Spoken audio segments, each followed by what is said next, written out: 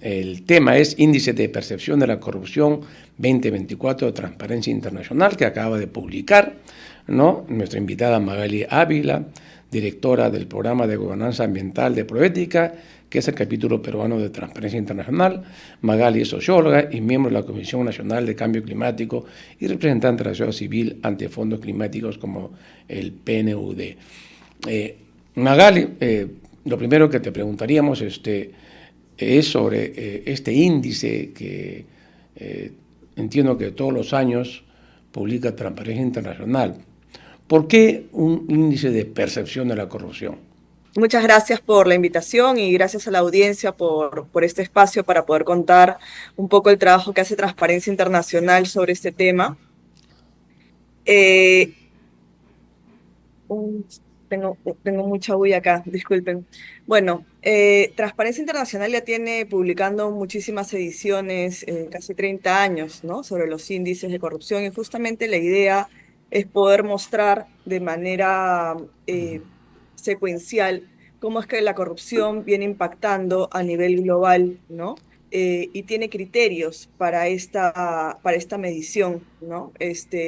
Como tú bien decías al inicio, cuando presentabas el programa, nosotros desde Transparencia Internacional se trabaja este índice a partir de diferentes datos, de fuentes de datos, ¿no? Es decir, tenemos información de fuentes de datos como información del Banco Mundial, del Foro Económico Mundial, y también de entidades que miden riesgos, que son entidades privadas como World Justice Project, ¿no?, BDIM o The Economist Intelligence Unit, para que se puedan trabajar criterios sobre este tema, ¿no?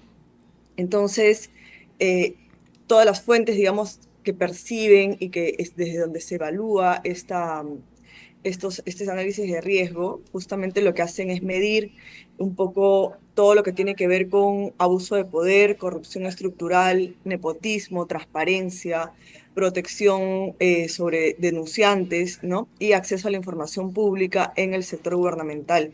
Por eso es que se elabora este índice a nivel global y por eso es que creo que también tiene la importancia y la relevancia del caso, ¿no? Como decía al inicio, evidentemente por las fuentes desde donde se elaboran las matrices de riesgo y por los temas por los cuales se elaboran los puntajes, donde cero es, digamos, lo más corrupto que existe, ¿no? Muy corrupto, y 100 es como muy limpio, digamos que no está atravesado por esta dinámica de estos criterios que mencionaba, ¿no?, sobre estos datos. Ahora bien, ¿cuáles tú consideras que serían los principales hallazgos de este índice de percepción a la corrupción 2024 en comparación con años anteriores y qué tendencias podrías observar para América Latina? Mira, para Perú y para América Latina, ¿no? Perú, digamos, lo que ha ocurrido ahora y que de hecho es una medición creo que bastante clara del escenario en el que estamos viviendo en nuestro país, es que tenemos una tendencia al deterioro, ¿no? Desde el año 2020, donde teníamos 38 de puntaje, ¿no? Y poco a poco en las mediciones hemos ido descendiendo. Este año, o sea, en el 2020 teníamos 38 de puntaje, 2021 y 2022 teníamos 36 y el 2023 caímos a 33 y este año nuestro puntaje ha sido de 31, ¿no? Por eso es que se ha ido agravando, evidentemente, este tipo de análisis y de riesgos, ¿no?, y de índice. Eh, Respondiendo un poco a tu pregunta más a nivel de la región, Venezuela, por ejemplo, se ha ido posicionando entre los países más corruptos del mundo, con un puntaje de 10 en este índice, y que solo, digamos, es superado por Somalia y por Sudán del Sur, ¿no? Pues Somalia tiene, me parece, 9 y Sudán del Sur tiene 8. Eh, y en América Latina, Venezuela lidera el ranking de corrupción, ¿no? Y bueno, sin embargo, Perú se encuentra en el top 10 de los países más corruptos de nuestra región. Estamos por detrás de El Salvador, de Bolivia y también de México, ¿no? Y mención aparte y mención importante, creo, es mencionar Uruguay, ¿no? Uruguay es como la excepción de América Latina, porque Uruguay tiene un puntaje de 76, eh, en este análisis de riesgos y tiene, ya que, digamos, en la medición se ha evaluado que tiene instituciones sólidas, que tiene una gestión transparente, ¿no?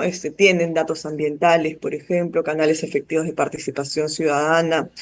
Entonces, esto lo pone en un puntaje superior, ¿no? Y muy interesante dentro de los países que digamos que tienen menos corrupción en la región y en el mundo inclusive, ¿no? Ahora bien, ¿por qué estamos tan mal, Magali? ¿Qué está pasando en el Perú que estamos cayendo, ¿no? En lugar de avanzar en la lucha contra la Bueno, corrupción? ¿Qué está fallando en el Perú? Tenemos una comisión de alto nivel anticorrupción, la famosa CAN, en la presidencia del Consejo de Ministros, que se supone tiene su plan anticorrupción, tiene su política nacional anticorrupción. Muy buenos documentos, ¿sabes? Porque los hemos revisado hace un buen tiempo, cuando discutíamos la corrupción en el Perú, y son excelentes documentos. ¿Sabes? Yo diría que no hay nada que corregir ahí, ¿no? El problema está en la parte práctica, parece que son para adornar la biblioteca y no para ejecutarlas. Y hay organismos que son responsables de la lucha contra la corrupción, ¿no? El Congreso de la República, que fiscaliza, ¿no? La Contraloría General de la República, igual, ¿no es cierto? La Fiscalía de la Nación, IDE, el Poder Judicial, también. ¿Qué pasa en el Perú que avanza la corrupción?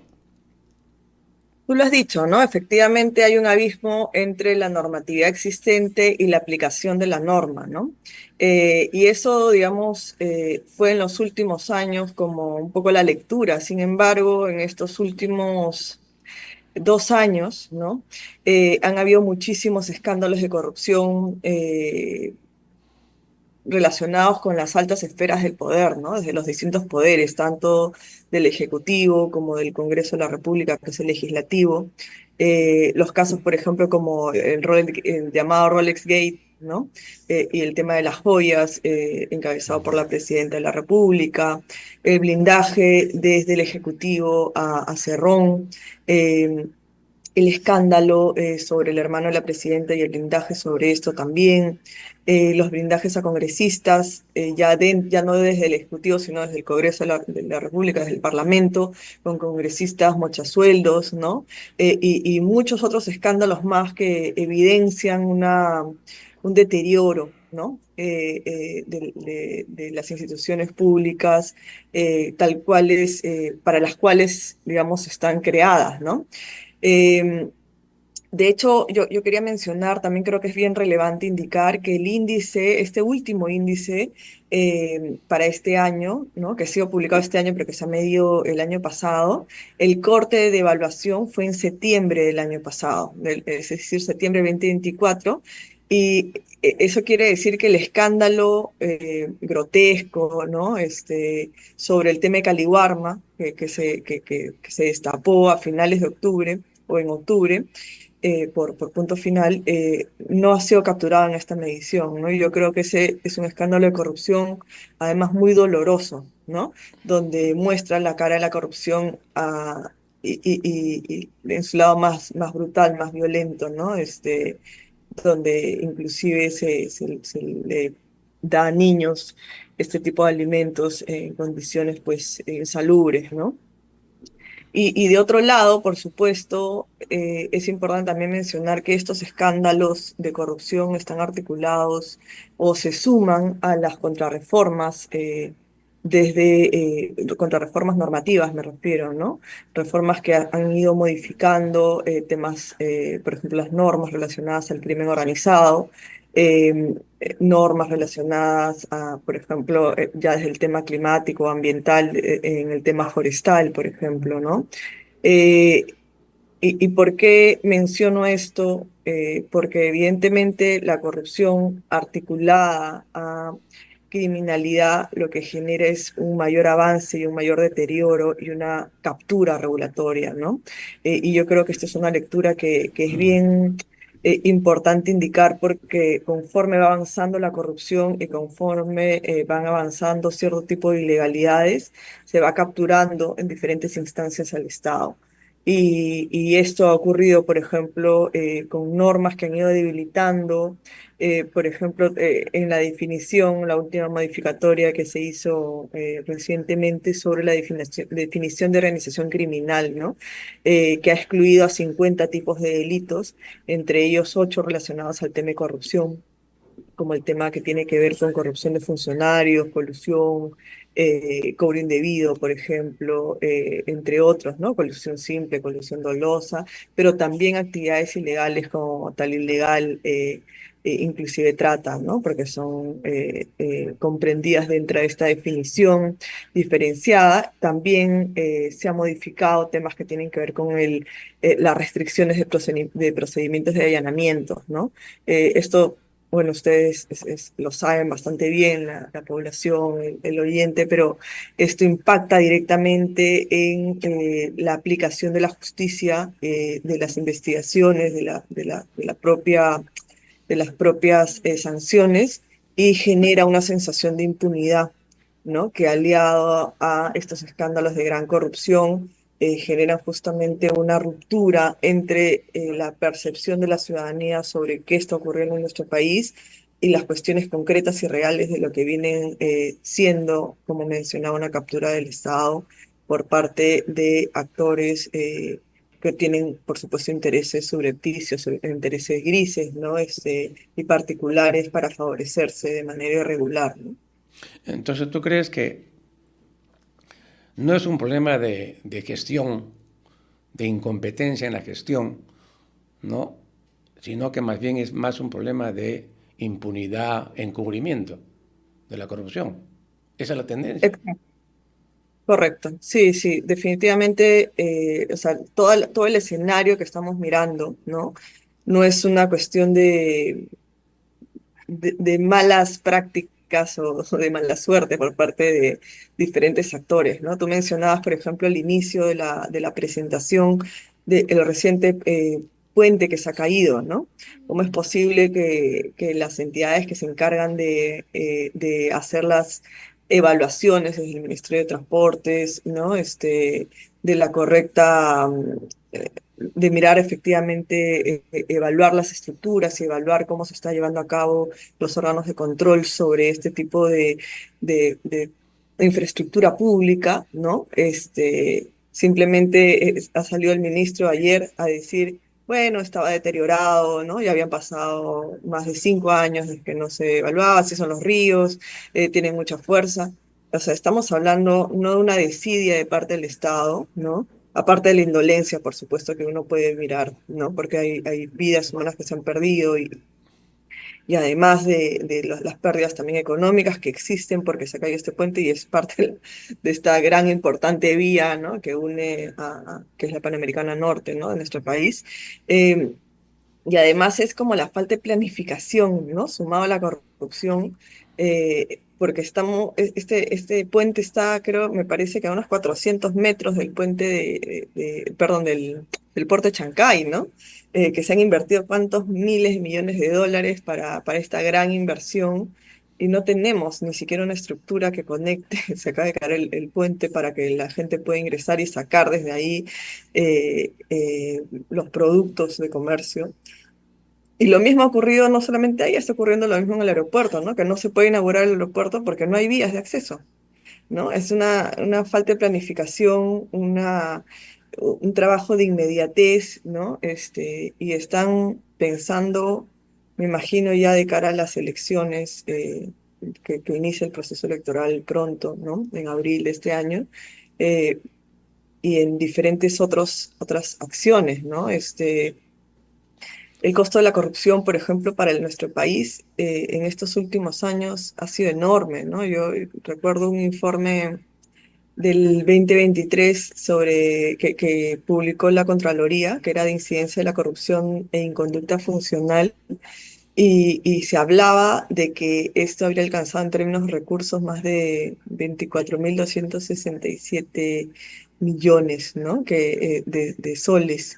según este informe de la Contraloría de la República, que equivalía más o menos al 12,7% del gasto público consolidado, que eran 191.545 millones. Es una cosa brutal, ¿no? Estamos Claro, hablando así es. eh, Eh, lo- de un monto los organismos, tremendo. los organismos internacionales dicen que la corrupción en el Perú más o menos va por los 10 millones de dólares, ¿no?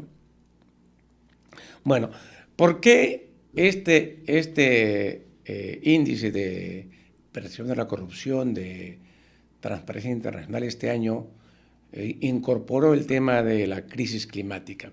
¿Cuál es la razón?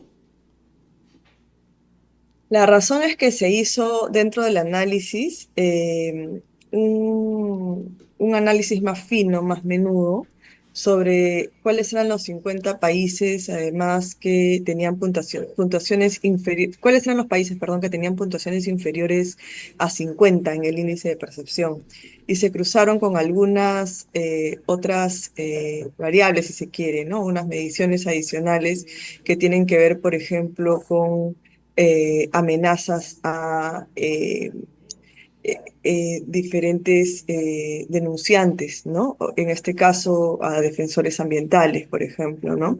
Y esto se hizo que mientras eh, la mayoría de avance de asesinatos, amedrentamientos y hostilidad hacia defensores ambientales eh, se daban en países que tenían puntuaciones inferiores a 50. Lo mismo ocurría con el deterioro en las políticas climáticas y las políticas que tenían que ver con protección y con conservación, ¿no? Y eso lo hemos visto, bueno, en países de la región, por supuesto, pero también en el Perú, ¿no? O sea, en el Perú en los últimos años, conforme se ha ido deteriorando nuestro puntaje en el índice global de percepción de corrupción, lo mismo ha ido ocurriendo en un deterioro sistemático en nuestro país, ¿no? Con los últimos años han sido asesinados más de 30 defensores ambientales, la mayoría de ellos procedentes de pueblos indígenas amazónicos, ¿no? ¿Por qué? Por la defensa de sus territorios y uno puede decir que tiene que ver lo ambiental específicamente con la corrupción, pues la corrupción no distingue sectores, ¿no? No es que la corrupción solo se enfoca en el tema de alto nivel o en el tema de salud o el tema de educación, sino que los recursos naturales son un botín preciado para diferentes actores, ¿no? Y entonces entran a tallar en un momento donde hay un cambio de paradigmas a nivel global y una serie de cambios estructurales y económicos en que los recursos naturales son una fuente preciosa de generar recursos. Sin embargo, si es que no se hacen de manera adecuada, pues pueden caer en riesgos de corrupción enormes como los que están ocurriendo, ¿no? Nosotros en la Amazonía, no solamente hablo de Perú, sino hablo de la cuenca amazónica en la región de América Latina, hay se ha convertido estos espacios territoriales en laboratorios de ilegalidad, ¿no? Estamos hablando de que en estos espacios hay tal ilegal, minería ilegal, tráfico de tierras, tráfico de especies, trata de personas, narcotráfico, ¿no? Una cosa enorme que además genera muchos flujos de dinero ilícito, estas economías ilegales, y por tanto hay muchísimos recursos para también capturar regulatoriamente al Estado, ¿no? Ya se ha visto en varios escándalos que altas autoridades han sido financiadas o son parte inclusive de mafias de crimen organizado, ¿no? Hablamos, por ejemplo, del exgobernador Otsuka, no sé si ustedes lo recuerdan, Claro, Madre de en Dios. Madre de Dios, exactamente, que era sindicado y está investigado como cabecilla de banda criminal por tal ilegal, ¿no?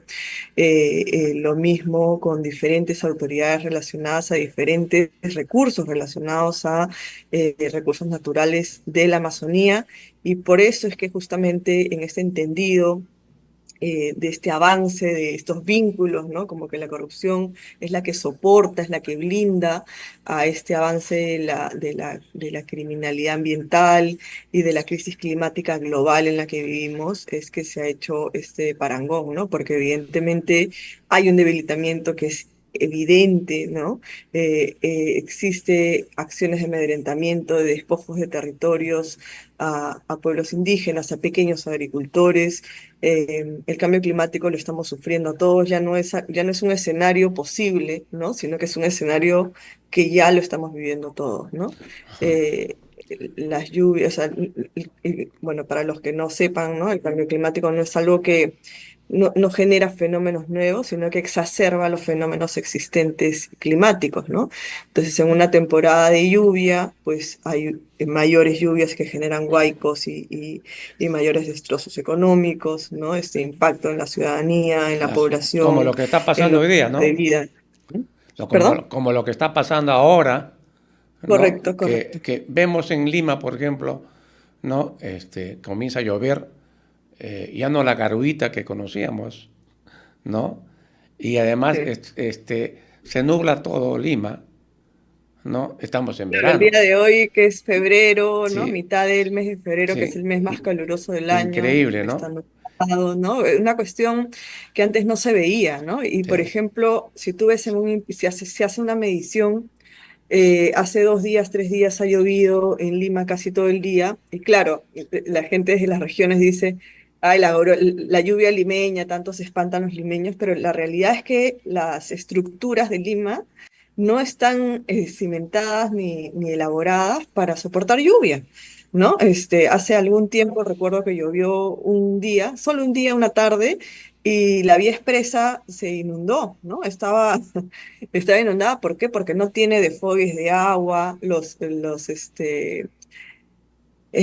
todo colapsa, ¿no? Los así es. edificios, por ejemplo, no tienen desfogues de agua, los estacionamientos están en las partes bajas de los edificios, Ujú. terminan inundándose, o sea, cuestiones que finalmente, si es que estos fenómenos se siguen exacerbando, no solamente para Lima, por supuesto, sino a nivel regional y global, va a ser un impacto enorme, ¿no? En Así las es. regiones vemos que la crecida de ríos o la sequía han venido ocasionando cuestiones de un impacto económico desastroso y, por supuesto un impacto en la vida y en las formas de vida, ¿no?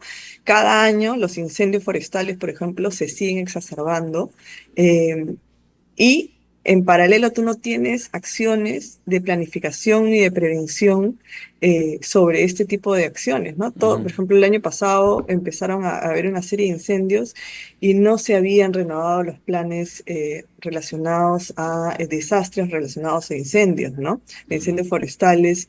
La población tenía que acudir exponiendo su vida. De hecho, hubieron personas que fallecieron por tratar de apagar incendios. ¿Cuántas Claro. pérdidas económicas hay de pequeños agricultores? No estamos preparados No para ese estamos tipo de preparados. acontecimientos. Magali, vamos a ir No.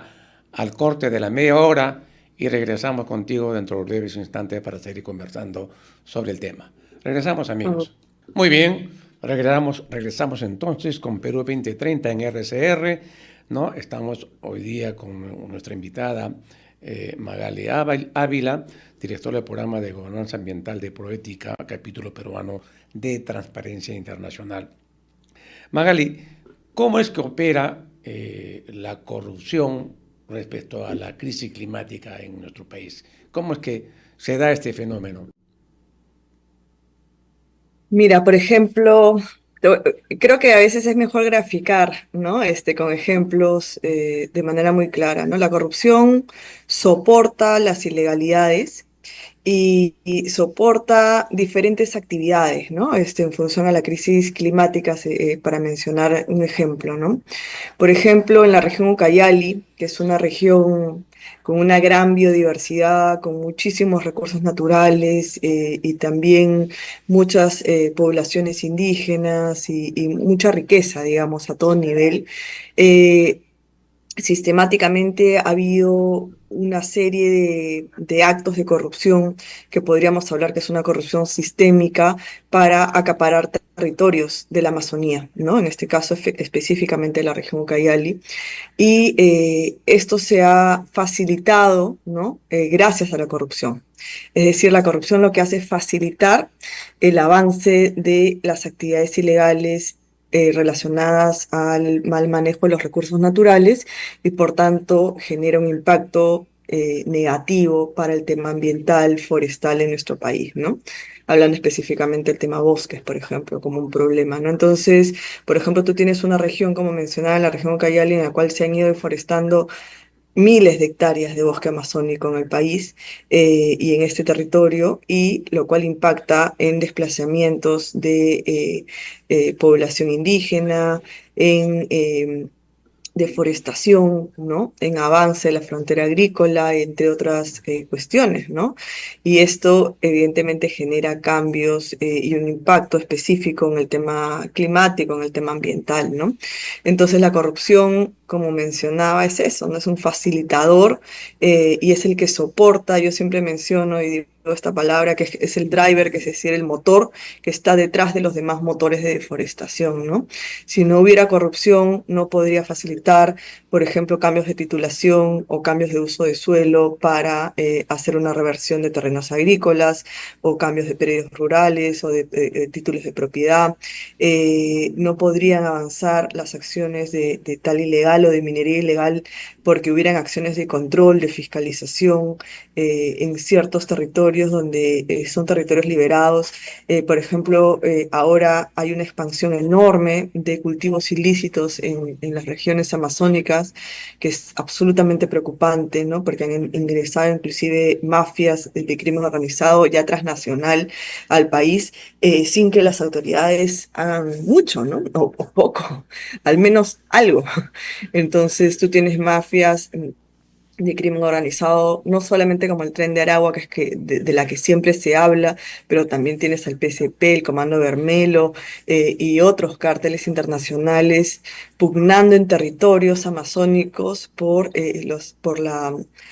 acaparar estos territorios y porque puedan dominarlos, ¿no? El avance de las actividades ilícitas y de las economías ilegales desde el año ha sufrido, digamos, desde la pandemia una expansión enorme y en paralelo se ha ido mirando, y de hecho todos lo podemos ver, eso no es una lectura solo mía, sino que se puede evidenciar el deterioro en paralelo, mientras avanzan las economías y la criminalidad organizada, hay un deterioro en paralelo de la democracia tal cual la conocemos, de la normativa, de las sanciones, hay un avance de la impunidad y un avance de la criminalidad y de la corrupción, ¿no? Sobre el tema que Entonces, has mencionado, Magali, el del tema de la tala ilegal y la deforestación, ¿no es cierto?, que opera porque obviamente no funcionan las instituciones que deberían impedir este fenómeno. ¿Tú crees que las penas para estos casos no son las suficientes, ¿no es cierto? Son un poco suaves o benignas, ¿no es cierto? Y por lo cual, obviamente, la gente sigue operando, pues, ¿no? Porque no pasa nada o pasa muy poco, ¿no? ¿Qué habría que hacer en ese caso para reformar, corregir, ¿no es cierto?, combatir, ¿no?, la tala ilegal y la deforestación, en la cual entiendo que para la tala ilegal hay empresas legalmente constituidas, ¿no?, que son los que reciben la madera, la tala ilegal, y la blanquean y la exportan hacia otros países, ¿no? Entonces, eso es un mecanismo que funciona y al parecer las autoridades hacen la vista gorda y no pasa nada. por, ¿Qué habría que hacer en ese caso para impedir que esto ocurra? Yo había formulado en un programa anterior qué hacer con el tema de la minería ilegal y el tema del oro, ¿no? ¿No? Una serie de medidas, ¿no? Acá, por ejemplo, en este caso, ¿cuáles serían las medidas que habría que hacer para de una vez terminar con esto, la deforestación y la tala ilegal? bueno, si tuviera la fórmula mágica la diría, pero antes de plantearte algunas medidas que creo que son importantes, quería dar un dato, que me parece que los datos también a veces nos clarifican algunos temas, ¿no? En el Perú, nosotros hicimos un estudio de Proética sobre cuántos delitos, procesos penales habían por delitos ambientales en el país. Identificamos que habían 24.662 delitos ambientales, eh, que son procesos penales ya en investigación por Fiscalía y Procuraduría también, ¿no? De estos, más del 50% corresponden a procesos de delitos contra los bosques o formaciones boscosas, al tráfico ilegal de productos maderables, que efectivamente es el tema de tal ilegal y su comercio asociado, y al tema de minería ilegal. Y las tres regiones donde hay mayor avance o que concentran el mayor avance sobre este tipo de actividades son Loreto, Ucayali y Madre de Dios, ¿no? Algunas medidas que creo que podrían ayudar, ¿no?, a luchar contra la tala ilegal tienen que ver, primero, combatir la impunidad, ¿no? Porque tú tienes 24.600 casos sobre delitos ambientales, pero ¿cuántas tienen sanciones firmes sobre sanciones efectivas, ¿no? Yo no sé si ustedes recuerdan al caso Yacucalpa, que fue un caso emblemático sobre tema relacionado a tal ilegal y el comercio de exportación de blanqueo de madera que se exportaba, salía del Perú y se exportaba a otros países como México, Dominicana y Estados Unidos eran sus destinos, ¿no? Para hacer el desembarque de la madera incautada, y se identificó que el 96% de la madera que se estaba comercializando se había comercializado con guías de transporte forestal falsas, ¿no? Em, y eso pasó en el año 2015, hace 10 años. A la fecha, tenemos 52 carpetas fiscales y no hay una sola sentencia, ¿no? Recién muchos de los casos han iniciado su proceso de juicio oral. Recién, 10 años después. Entonces, acá hablamos de una cuestión que es un paso principal que tiene que ver con que los casos de investigación no se pueden caer, ¿no? Y las sanciones se tienen que ser ejemplificadoras, porque lo único que se genera, si no es un incentivo perverso para que las actividades ilegales sigan avanzando, ¿no? Entonces, eso de inicio, ¿no? El primero que se cumplan, por más que las sanciones sean débiles, pero que se cumplan igual estas sanciones, ¿no? O sea, que se Ujú. impongan sanciones efectivas. Lo Entonces habría que segundo hacer una tiene que ver, reforma ahí respecto a las sanciones, ¿no es cierto? Para que sean más drásticas, ¿no? Y habría claro, que también, tanto en Fiscalía y Poder Judicial, tener órganos especializados, ¿no? Que procesen estas, es que estas existen órganos denuncias. especiales, Yo sé que ¿no? O existe sea, en Fiscalía, no sé si en Poder la Judicial Fiscalía hay. Ambiental es un órgano especializado para el tema de delitos en materia ambiental. Existe una Procuraduría Ambiental también en el país. Existen fiscalías supranacionales ambientales. El asunto es que los tiempos son laxos y se dilatan, ¿no? Entonces, el asunto es cómo generar que estos casos, primero, que no se dilaten los tiempos, y segundo, que hayan sanciones efectivas, porque no puede ser, por ejemplo, que asesinen a defensores ambientales, como el caso Sahueto, igual hace más de 10 años, y hasta ahora no tengan una sentencia firme, ¿no? Se sabe que fue por tal ilegal, los líderes ambientales en Sahueto presentaron más de 100 denuncias de diferentes instancias porque habían funcionarios públicos a nivel local, regional, inclusive, que estaban coludidos con esos saladores ilegales que deforestaban el territorio que ellos habitaban, y no pasó nada, ¿no? Y lo que yo hablo de un desincentivo, ¿no?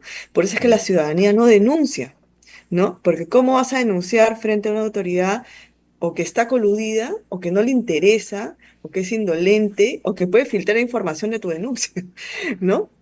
Entonces, yo creo que hay herramientas que sí nos podrían ayudar. Ahora, por ejemplo, que hay inteligencia artificial y que se puede generar interoperabilidad, se tendría que trabajar también sobre el tema de trazabilidad delictiva, ¿no? Para el tema Claro. de tal ilegal o También trazabilidad podría, por ejemplo, legalidad de la Magali, madera, ¿no? podría conformarse las guardias forestales, ¿no es Correcto. cierto?, constituidas por miembros de las comunidades nativas, legalmente Existen, autorizados, ¿no?, y correcto. con poder de actuación, ¿no es cierto?, de tal manera que la Sí, propia comunidad tenga la fuerza organizada para combatir, obviamente, a gente que también está armada, ¿no es cierto?, y que mata a dirigentes forestales o dirigentes de las comunidades, ¿no? Porque están indefensos, pues si la policía no puede, ¿no? Pues hagamos una norma que permita la constitución de guardias forestales con miembros de la comunidad para que operen legalmente para combatir, ¿no es cierto?, a estas mafias que están en esas zonas y que además tengan la capacidad de la denuncia directa, ¿no?, a la fiscalía para que pueda operar inmediatamente y no pasar por el filtro de las comisarías que son corruptas. Se dice que 80% de la Policía Nacional es corrupta. correcto. 80% de la Una Policía cosa Nacional tremenda. es corrupta, ¿no? Esta es una cifra que yo me sorprendió, escuché esta semana, ¿no? Y casi me caigo de espalda. Un dato que a mí me parece bien importante indicar, ¿no? O resaltar. El trabajo justamente de Proética en este escenario se dio por estas cifras, es decir, nosotros empezamos a mirar cómo se manejaban las finanzas climáticas en nuestro país, en Perú, e identificamos que habían más o menos unos 800 millones de dólares comprometidos para el tema de conservación de bosques. Estoy hablando del año 2016, 2017, ¿no?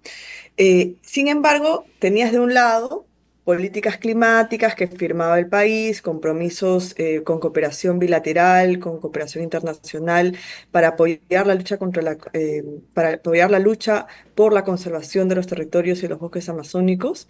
Y de otro lado, tenías este laboratorio de actividades ilegales que se desarrollaba en los mismos territorios, ¿no? Una suerte de estado, eh, como dicen, doble cara, ¿no?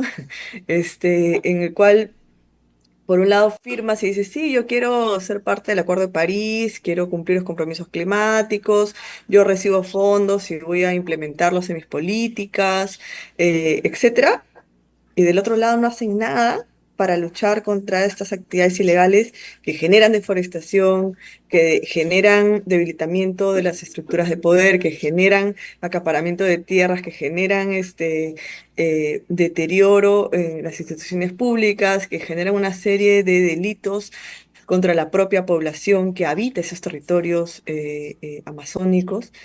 Y por eso es que nosotros ingresamos un poco ya hace una década a trabajar este tipo de temas, justamente a mirar cómo la corrupción, ¿no? Entendiendo el fenómeno y las causas, era este facilitador que permitía este avance del impacto de diferentes degradaciones y de deforestación en este tipo de territorios, ¿no? Y cómo esto finalmente impacta en la ciudadanía, porque no estamos hablando, pues que, como mucha gente piensa cuando se habla del tema de conservación o el tema de forestal, que se corta un árbol y ya pasó, ¿no? Sino que más bien este tipo de ecosistemas lo que hacen es apalancar una serie de recursos para todo el territorio nacional, ¿no?